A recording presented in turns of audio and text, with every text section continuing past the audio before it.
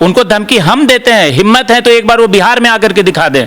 जब हत्या हुई है उस दिन से रिया चक्रवर्ती पे शक है। जो लड़की 14 लाख रुपए एक साल में कमाती है, 65 लाख के फ्लैट कर रखी है, अनलिमिटेड उस पे आरोप हैं। दिशा को इन लोगों ने पार्टी किया है और पार्टी करने के बाद 14वीं मंजिल से फेंक दिया है। ये कोई बताए कि क्या कोई मरने के पहले कपड़े उतार करके कूदता है? 12 विधायक उनके टूट के आ रहे हैं और भी बहुत विधायक संपर्क में हैं और हनी ट्रैप करके उसके सारी संपत्ति पैसे पे लोग ऐश कर रहे हैं कि बचे इन लोगों से, तो हत्या कर दी गई। मुझे भी 2 लोगों ने अभी तक धमकी दे दिया जान से मारने का, और संजय राउत तो आज खुलकर के धमकी दे रहे हैं। मैं तो चैलेंज करता हूं कि खुल के एक बार आ जाएं बिहार में, अगर इनको इतनी धमकी देने का शौक है। इन सारे खान गैंग जो है ना, इनकी पूरी ईडी से जांच होनी चाहिए। ये दाऊद कंपनी से इनके मिल जाएंगे सारे रिश्ते। घूम रहे हैं आज बिग बॉस और ये वो बना करके, सबकी बोरिया बिस्तर बंद हो जाएगी भारत में। इन सबका बॉयकॉट किया जाएगा पूरे देश भर में, और इसकी शुरुआत हमने सड़क 2 से कर दी है कि हम कौन सा बुलाते हैं तो दिखा देते कि हम कौन सा जाते हैं, और ले आए वो फिल्में जितनी लाना है, और हम भी दिखाते हैं कि हमारी क्या ताकत है। दोस्तों नमस्कार, आज हम बात करेंगे सुशांत सिंह। जो सुशांत का केस है वो अभी तक सुलझने का नाम नहीं ले रहा है। रिया चक्रवर्ती हैं, वो हलफनामे में कह चुकी हैं कि मैं कैसे जिम्मेदार हूं इस हत्या की, तो अब उसकी भी सुनवाई होगी। अब सबसे बड़ी बात है कि इनके चलते हुए संजय राउत हैं, उनके बयान इतने बिगड़ते जा रहे हैं। अब सीधी सीधी उनके परिवार को अब वो धमकी देने पर उतर गए हैं। अब वो कह रहे हैं कि सुशांत का अगर आपको न्याय चाहिए तो आपको चुप रहना होगा। अभी सबसे बड़ी बात है कि उनकी बहन ने एक वीडियो जारी करके उन्होंने कहा था कि सुशांत के केस को सीबीआई की जांच में ला करके हमारे सुशांत के हत्या के रहस्यमय को पर्दाफाश करना चाहिए। हम भी तो जाने कि ये हत्या हुई कैसे है। आज इस विशेष चर्चा के लिए हमारे साथ रवि तिवारी जी हैं, ये भी बिहार से ताल्लुकात रखते हैं। सर, सबसे बड़ी बात है कि जैसे कि बिहार का एक होनहार लड़का था, वो बॉलीवुड में एक बहुत शोहरत कमा चुका था, अच्छा नाम था, पैसा भी अच्छा कमा रहा था, उसकी सोच भी बहुत बड़ी थी। 2020 तक के पूरी प्लानिंग थी, एक डायरी के खुलासे हो रहे हैं इससे। संजय राउत हैं, उस परिवार को धमकी दे रहे हैं। अगर न्याय चाहिए तो शांत बैठना होगा। आप किस नज़र से देखते हैं? नहीं, संजय राउत का आज जो बयान आया है इतना शर्मनाक है और इतना घोर निंदनीय है कि वो कैसे ये बात कह रहे हैं कि सबको शांत बैठ जाओ। परिवार को धमकी दे रहे हैं, सारे फैंस को धमकी दे रहे हैं। मैं तो संजय राउत को आपके माध्यम से कहना चाहता हूं कि वो अपनी सरकार को देखें, वो अपनी सरकार को बचाएं। उनकी सरकार चली जाएगी। इस तरीके की बयानबाजी न करें। पूरे देश की जनता जब डिमांड कर रही है, पूरे विश्व की जनता डिमांड कर रही है कि इसमें सीबीआई जाँच हो और इंसाफ मिले, और वो धमकी दे रहे हैं। उनको धमकी हम देते हैं। हिम्मत है तो एक बार वो बिहार में आकर के दिखा दें। अपने घर में बैठ करके वो शेर ना बने, और हिम्मत है तो बिहार में आ जाए, फिर पता चलेगा कि धमकी क्या होती है। जब सब लोग लड़ रहे हैं इंसाफ के लिए, कोर्ट में काम चल रहा है, सुप्रीम कोर्ट में सब लोग, सारी पार्टियां लगी हुई है, तो काम करने दीजिए। हम लोग भी सुप्रीम कोर्ट के ऊपर डिपेंड हैं और अपनी मांग कर रहे हैं। वो कौन होते हैं धमकी देने वाले?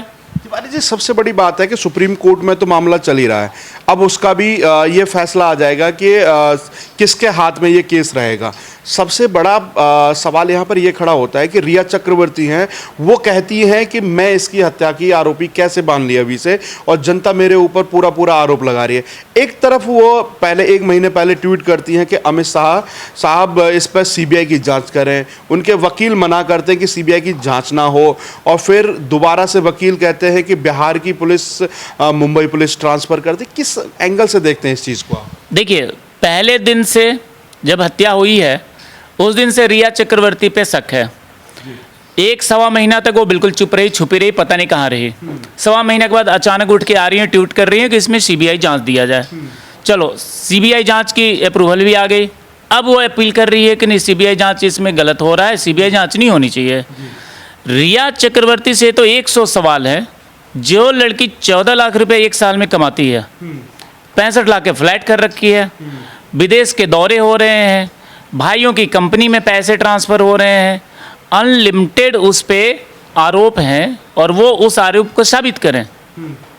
सरासर ये बिल्कुल साफ है मामला कि रिया चक्रवर्ती ने इसमें बहुत बड़ा खेल किया है, और उसके पीछे भी बहुत लोग हैं।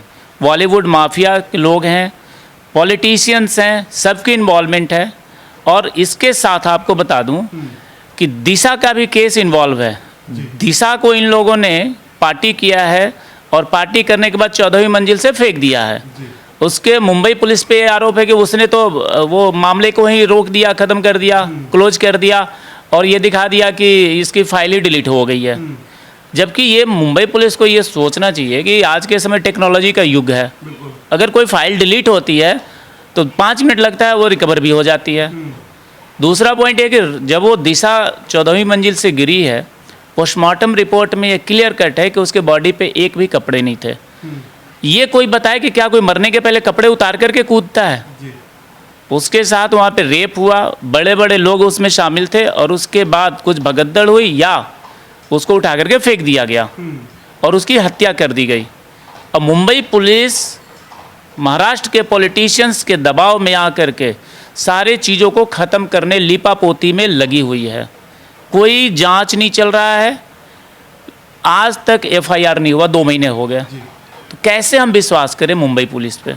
अभी भी कह रहे हैं कि मुंबई पुलिस बारीकी से जांच कर चुकी है, रिपोर्ट तैयार कर रही है, वो सौंपने वाली है। सबसे बड़ा सवाल यहाँ पर ये होता है खड़ा कि जब दिशा की मौत हो जाती है, उसकी फाइल डिलीट हो जाती हैं, उस पर भी कहीं ना कहीं पर्दा डाल दिया गया था। अगर सुशांत के साथ ये ऐसी घटना नहीं घटती तो दिशा को तो सब लोग कह देते कि उसने आत्महत्या कर ली है और ना ही ये पता चलता कि उसके कपड़े नहीं थे उसके साथ।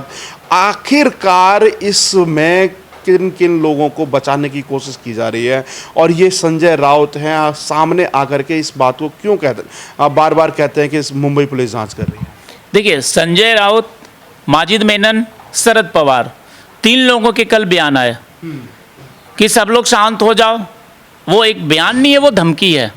आज तो खुलेआम धमकी ही दे दिया उन्होंने। तो कहीं ना कहीं डर है, तभी तो सामने ऐसी बातें कर रहे हैं। अगर डर नहीं होता, उन्हें पता है कि इसके पीछे किस किस का हाथ है और ऐसे ऐसे लोगों के नाम आएंगे सामने। अगर सीबीआई जांच होती है तो ऐसे ऐसे लोगों के नाम सामने आएंगे कि उनको सरकार बचाना मुश्किल हो जाएगा। 12 विधायक उनके टूट के आ रहे हैं और भी बहुत विधायक संपर्क में हैं।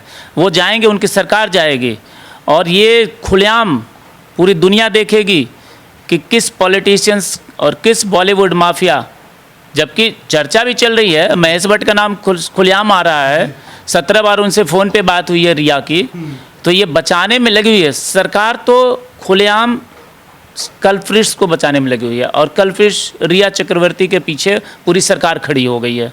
अब कहीं ना कहीं खुलासे तो ये भी हो रहे हैं कि खान ब्रदर्स के भी कहीं ना कहीं लिंक में थी रिया। उनकी सीडीआर के माध्यम से पता चल रहा है कि आमिर खान से भी बातचीत होती थी, मैसेज इधर उधर भी होते थे। बिल्कुल होते हैं। वो तो जो अभी आई है पूरी रिपोर्ट, कॉल डिटेल्स, उसके अंदर सारे चीज़ खुल कर के सामने आ रहे हैं। किस किस से बात हो रही है, किसकी गाड़ी से वो रिया जो आजकल आ रही है ईडी पे जांच में, किसकी गाड़ी से आ रही है, उसके नंबर साहब निकाल करके देख लीजिए। तो इतने पॉइंट्स हैं जांच के और उसमें पीछे, उसके पीछे बहुत लोग लगे हुए हैं, बहुत सारे नाम हैं। खान ब्रदर्स, महेश भट्ट, ये जितने हैं ना बॉलीवुड में, जो ये जो गैंगिज्म चल रहा है और ये जो स्टार किड्स हैं, तो उनका ये दबदबा है, एक प्रकार से वर्चस्व बना हुआ है कि नए कलाकार। देखिए, सुशांत एक छोटे शहर से आता था, उसने अपने दम पे, अपने बलबूते पे स्ट्रगल करके एक अपना नाम बनाया वहाँ पे, जो इन्हें बर्दाश्त नहीं हुआ तो लगा दिया, पुश कर दिया और हनी ट्रैप करके उसके सारी संपत्ति, पैसे पे लोग ऐश कर रहे हैं। और फाइनली जब कुछ उसने सोचा कि अब कुछ एक्शन लें कि बचें इन लोगों से, तो हत्या कर दी गई। और अब हत्या के मामला हम लोग उठा रहे हैं तो हमें धमकी आ रही है। मुझे भी 2 लोगों ने अभी तक धमकी दे दिया जान से मारने का, जो कि मैंने एफआईआर करवाया है। मोहम्मद आरिफ और एक और कुछ था ऐसे, मोहम्मद कुछ। तो ये जो लोग भी लग रहे हैं उनके पीछे सीधा धमकी आ रही है बॉलीवुड की तरफ से। और संजय राउत आज खुल करके धमकी दे रहे हैं। मैं तो चैलेंज करता हूं कि खुल के एक बार आ जाएं बिहार में, अगर इनको इतनी धमकी देने का शौक है।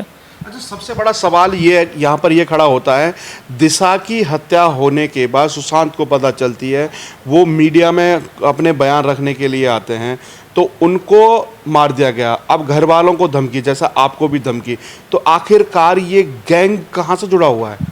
ये सारे मुंबई के अंदर जो माफिया हैं ना, जो अपने बलबूते पे माफिया वो फिल्म इंडस्ट्री चलाते हैं, पैसे लगाते हैं, कौन किसके प्रोडक्शन हाउस में काम करेगा ये सारे डिसाइड करते हैं। वो बैठे हुए हैं वहाँ पे, और ये सारा उनका गठजोड़ होता है पॉलिटिशियन से। जो सरकार वहाँ बनती है उनका और उनका दोनों का आपसी काफ़ी तालमेल होता है, पैसे का लेन देन होता है, पैसे सारे ब्लैक मनी वाइट मनी सब इन्वेस्ट होते हैं। तो ये पूरा एक गिरोह है बहुत बड़ा, और इस गिरोह का पर्दाफाश करना बहुत ज़रूरी है। जैसे सुब्रमण्यम स्वामी कह चुके हैं कि बॉलीवुड और खान ब्रदर्स की ईडी जांच करे तो सारे तार पता चल जाएगा कौन कहां से लिंक है। जैसा कि शाहरुख खान की फ़ोटोज़ भी वायरल हुए थे, जो आईएसआई के लिए काम करता है उसके साथ इनका बिजनेस पार्टनर है वो। तो ये तो साफ साफ दर्शाता है कि खान ब्रदर्स किस तरीके से बॉलीवुड से पैसा ले जा करके वहाँ पर देते हैं, और उसके बाद आगे की कहानी तो सब दुनिया जानती है क्या होता है। बिल्कुल, और सुब्रमण्यम स्वामी जी ने जो कहा है बिल्कुल सही है कि इन सारे खान गैंग जो है ना, इनकी पूरी ईडी से जांच होनी चाहिए, इनकी पूरी प्रॉपर्टी जांच होनी चाहिए, इनके इन्वेस्टमेंट कहाँ कहाँ है, किस किस गल्फ कंट्री में इन्होंने पैसे लगा रखे हैं, ये सारी जांच होनी चाहिए। और इसके सबके आईएसआई से एजेंट मिल जाएंगे आपको अगर अच्छे तरीके से जांच हो। ये दाऊद कंपनी से इनके मिल जाएंगे सारे रिश्ते। ये तो सारे जांच का विषय है, और एक बार जांच अगर हो गया तो ये खान गैंग जितने घूम रहे हैं आज बिग बॉस और ये वो बना करके सबकी बोरियां इस तरह बंद हो जाएगी भारत में। तो सबसे बड़ा सवाल तिवारी जी यहाँ पर ये खड़ा होता है कि बिहार की जनता ने जिस तरीके से सलमान खान के जितने भी ऐड थे उनको बॉयकॉट किया, उसके बाद अब जैसे ही सड़क 2 फिल्म आई उसको ट्रेलर आते ही उस पर डिसलाइक की भरमार हो गई। तो कहीं ना कहीं जो सुशांत के फैंस का, जनता का गुस्सा है वो कहीं ना कहीं बॉलीवुड पर अब दिखाई देने लगा है, उसको आप किस नज़र से देखते हैं? बॉलीवुड के अंदर एक बहुत बड़ी मुहिम हमने चला दी है। जितने स्टार किड्स हैं, खान गैंग हैं, महेश भट्ट हैं, करण जौहर हैं, मैं नाम लेके बोल रहा हूँ सबका, इन सबका बॉयकॉट किया जाएगा पूरे देश भर में। और इसकी शुरुआत हमने सड़क 2 से कर दी है, और पूरी दुनिया आज देख रही है कि सड़क 2 का क्या अभी तो ट्रेलर रिलीज हुआ है। इनकी फिल्में हम नहीं चलने देंगे। कोविड के कारण अभी चलो सिनेमा हॉल बंद है, लेकिन जैसे थिएटर ओपन होगा इनकी फिल्मों का हम थिएटर पे विरोध करेंगे, चलने नहीं देंगे। और दूसरा, जो छोटे शहर से जो नए कलाकार, उभरते हुए कलाकार आएंगे उनको हम सपोर्ट करेंगे कि इंडस्ट्रीज में वो अपना पैर जमाएं और काम करें। और भारत सरकार से ये मांग भी करेंगे कि फिल्म के अंदर भी, फिल्म का जो इंडस्ट्री है उसके अंदर एक रेगुलेटरी बोर्ड का गठन किया जाए। जैसे इंश्योरेंस में रेगुलेटरी बोर्ड है, सेबी में रेगुलेटरी बोर्ड है, वैसे फिल्म के अंदर भी एक रेगुलेटरी बोर्ड का गठन हो, ताकि ये जो चल रहा है उतार चढ़ाव, किसी को सता देना, किसी को उठा देना, ये सारा कुछ बंद हो, ये सारी माफियागिरी बंद हो। सबसे बड़ा सवाल आज एक ये भी खड़ा होता है कि करीना कपूर खान हैं, उनका एक बयान आता है, बरखा दत्त के साथ इंटरव्यू कर रही होती है, तो वो कहती है कि हम कौन सा फैन से कहते हैं कि जो फिल्म देखने आओ, ज़बरदस्ती थोड़ा ना बुलाते हैं आपको, देखनी है देखो, नहीं देखनी है मत देखो, हम तो अपना जैसे कर रहे हैं ऐसे करेंगे। तो ये भी एक तरह से धमकी मानी जाती है। ये तो बयान उनका अभी आया है ना कुछ दिन पहले, अब इसका रिजल्ट उनको अब सामने दिखेगा। ये अगर 1 साल पहले ऐसा बोल देती कि हम कौन सा बुलाते हैं, तो दिखा देते कि हम कौन सा जाते हैं। और अब उन्हें दिखाया जाएगा कि तुम नहीं बुलाते हो तो हम भी नहीं जाते हैं, और न किसी को जाने देंगे। ये देखेगी वो खुद। तो मतलब सड़क 2 पे दिखा दिया बिल्कुल, पूरी दुनिया देख रही है कि सड़क 2 पे क्या हालत हो गई है, और ले आए वो फिल्में जितनी लाना है, और हम भी दिखाते हैं कि हमारी क्या ताकत है। तो इतने डिसलाइक देख करके महेश भट्ट तो सोच रहे होंगे कि आत्महत्या कर लूं। देखिए, सड़क 2 जो है ना सड़क पे आ गई है, और महेश भट्ट भी सड़क पे आ जाएंगे जल्दी ही। वो आत्महत्या तो नहीं, मैं नहीं कहूँगा कि आत्महत्या कर लें, लेकिन सड़क पे आ जाएं, कम से कम चौराहे पे आके खड़े हो जाएं कि मेरी फिल्में देख लो, मेरी फिल्में देख लो, कोई देखने नहीं आएगा। ये ताकत उनको दिखेगी। अभी इन्होंने जो सुशांत के साथ जो इन्होंने जो किया है, ये पूरा दुनिया उनके पीछे लगा हुआ है, और पूरा दुनिया उनको दिखा देगी कि जनता की ताकत क्या होती है।